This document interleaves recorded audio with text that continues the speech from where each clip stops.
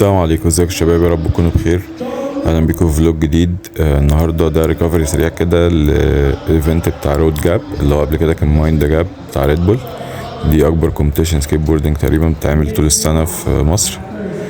وزي ما انتم شايفين كده دلوقتي احنا بنبدا اليوم، وانا واقف اهو اللي لابس اصفر او بيج ده وبنقول للناس الرودز واللي هيحصل والمسابقه هتمشي ازاي وكده. طبعا في دي جي فات سام ورا اهو، حبيبي واخويا. وبنقعد بقى نفهم الناس يعني الرودز وايه اللي هيحصل واليوم هيمشي ازاي وكده. والشباب بتبتدي تخش وبنصفي من الاول، بيبقوا حوالي 70 واحد وبنصفي، بعد كده بيبقوا 20، بعد كده بيبقوا 10، بعد كده بنختار 3 في الاخر اللي هما اللي بيكسبوا بقى اول وتاني وتالت.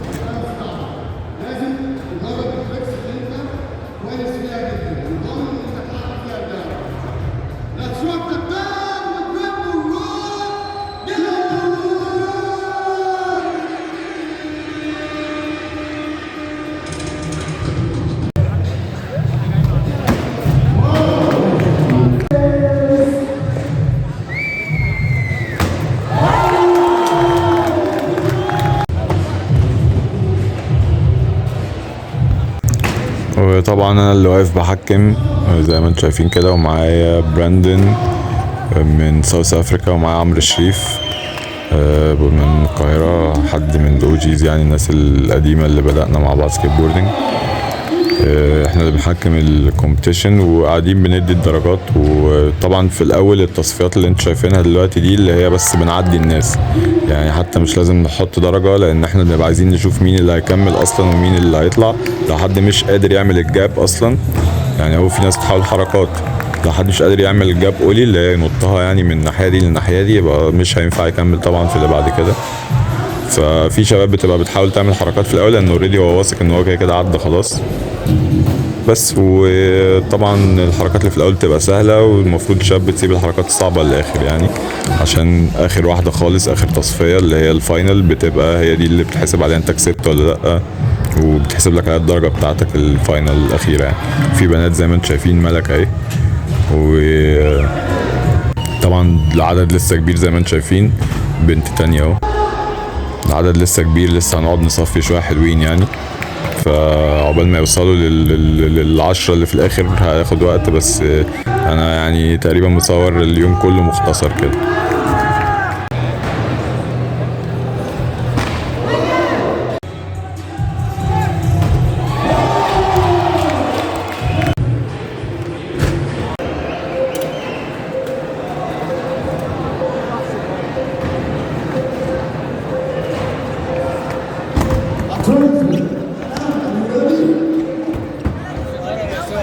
اخويا الجورج، اخويا الجورج.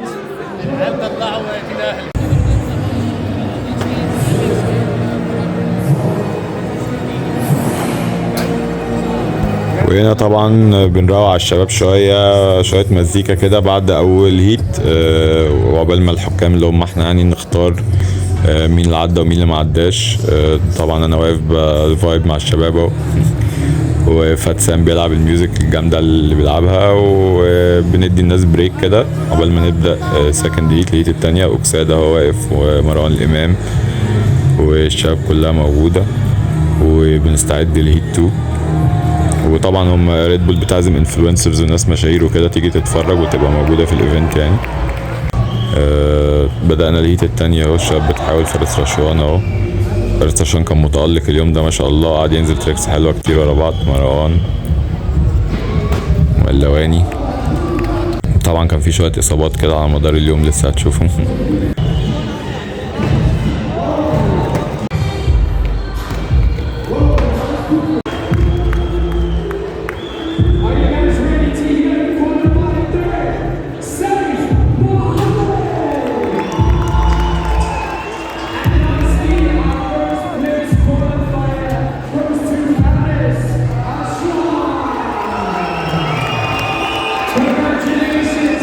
وهنا بقى بنستعد للفاينلز والسيمي فاينل. براندون كان لسه بيقول يعني على اسماء الناس اللي دخلت، وبيقول على فارس رشوان مع اني قلت له رشوان كذا مره بس هو مصمم ان هي اشوان. ودول الشباب اللي عدت اهو للفاينل. وان شاء الله بقى دول اللي هيطلع منهم التلاتة اللي هيكسبوا.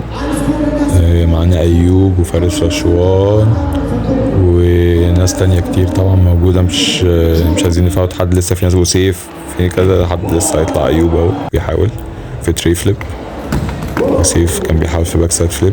سيف انا اديته تيب كده، قلت له على تريك يحاولها وحاول وكسب، خد مركز تاني. برافو يا سيف.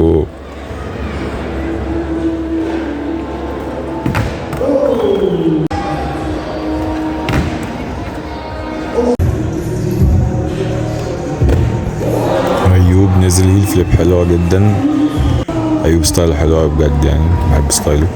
هنا احنا بندي الدرجات اهو. طبعا الدرجات بتحسب على الستايل وعلى صعوبة التريك وعلى حاجات كتير، مش بس تريك. سيف نزل امبوسيبل.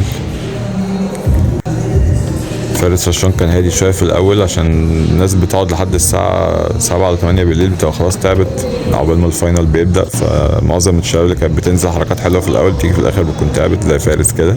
بس فارس هيفوق لها دلوقتي، هيكون سخن. ياسين عطار نزل 360 شوفت أو امبوسيبل. برضو خد بيها مركز. مش عايزين ندوكم المراكز عشان هتعرفوا في الآخر طبعا مين أول ومين تاني ومين تالت.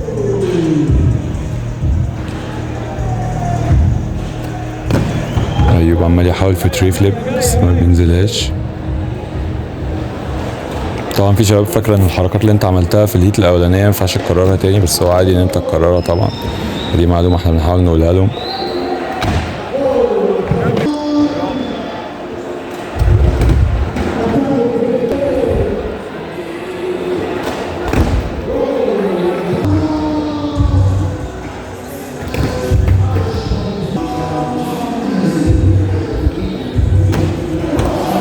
فارس عمال يحاول في هارد فليب لسه كلوز يعني.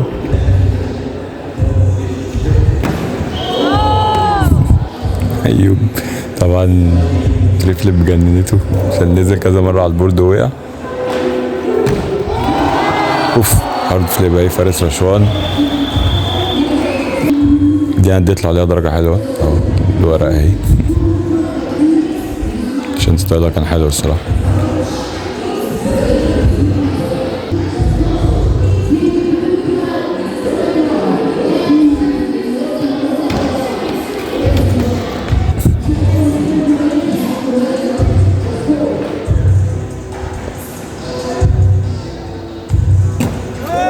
سيف بيجرب امبوسيبل تاني. هو برضه كان فاكر انه مش هينفع يعملها مرتين بس قلت له عادي. فارس رشوان نزل تري فليب. هو نزل كذا حاجه ورا بعض يعني هو كده انت الدرجه بتاخدها طبعا على احسن حاجه انت عملتها، بس طبعا لما بتنزل كذا تريك ورا بعض في هيت واحده ده بيديك درجات اكتر.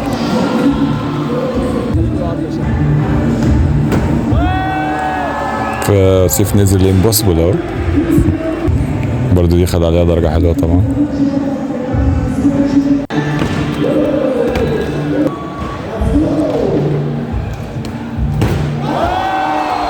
فاري الهيل فارس رشوان دي احلى واحده طبعا. هو نزل 3 حاجات، تري فليب هارد فليب ودي. فالفاري الهيل دي اكتر واحده خد عليها درجات.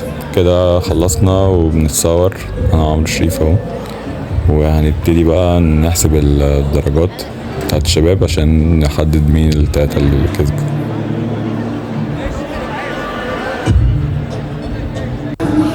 وريد بول حطت الثري بليسز بتاعت الوينرز اهو، الاول والتاني والتالت. هنده على التالت واحد دلوقتي هتشوف هو مين بقى.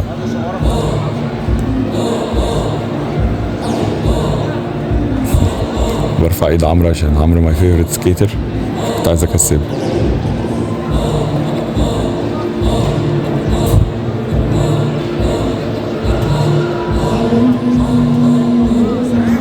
طبعا احنا مش الوينرز، انا وعمرو ومروان الامام واقفين، بس احنا مستنيين الوينرز يجوا، بس احنا قاعدين على المكان بتاعهم عادي.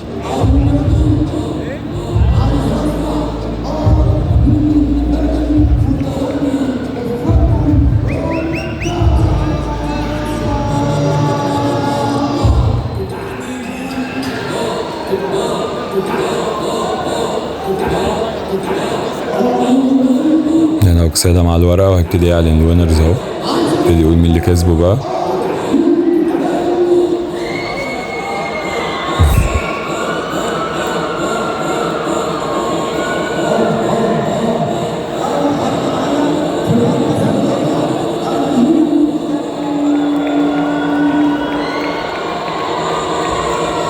حكام دورنا انتهى بقى خلاص لحد كده، لحد ما سلمنا اخر ورقة.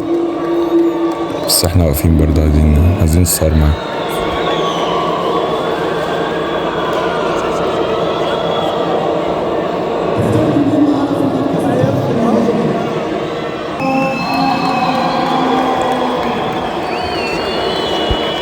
ياسين العطار اهو خد المركز التالت الامبوسيبل او 360 شوفت اللي عملها. في فرق بين الحركتين دول، الحد اللي مش بيسكيت يعني مش هيكون عارف، بس هو الفرق بينهم بسيط قوي، فساعات دي بتبقى شبه دي قوي. فهو لو ما عملهاش راب حوالين رجليه، لو ما لفتش حوالين رجليه اللي ورا بتبقى 360 شوفت، لو لفت تبقى امبوسيبل. بس سواء دي او دي يعني فهي برضه حلوه. هو خد مركز تالت، لسه بقى هنقول التاني والاول دلوقتي.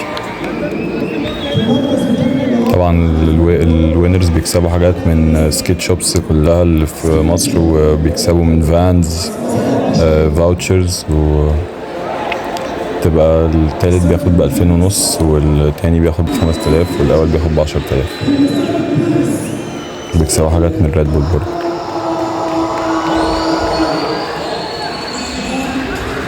سيف اهو خد المركز التاني،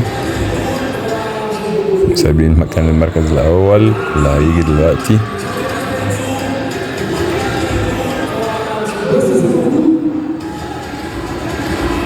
هل انتوا اكيد عرفتوا مين المركز الاول؟